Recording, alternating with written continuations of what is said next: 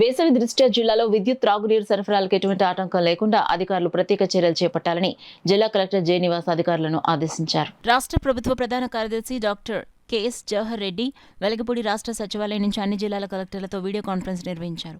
ఈ video conference కు collectorate నుంచి జిల్లా collector J. Nivas, trainee collector HS Bhavana, వివిధ శాఖల జిల్లా స్థాయి అధికారులతో కలిసి హాజరయ్యారు.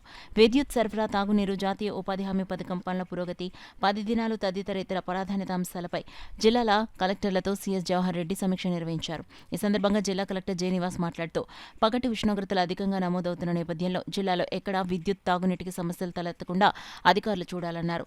జాతీయ గ్రామీణ ఉపాధి హామీ పథకానికి సంబంధించి నిర్దేశించిన లక్ష్యానికి అనుగుణంగా పనులలో పురోగతి కనబరచాలన్నారు. ఉపాధి కూలీలు వడదెబ్బకు గురికాకుండా ప్రభుత్వం నిర్ణయించిన పని సమయాలు సక్రమంగా అమలు చేయాలన్నారు.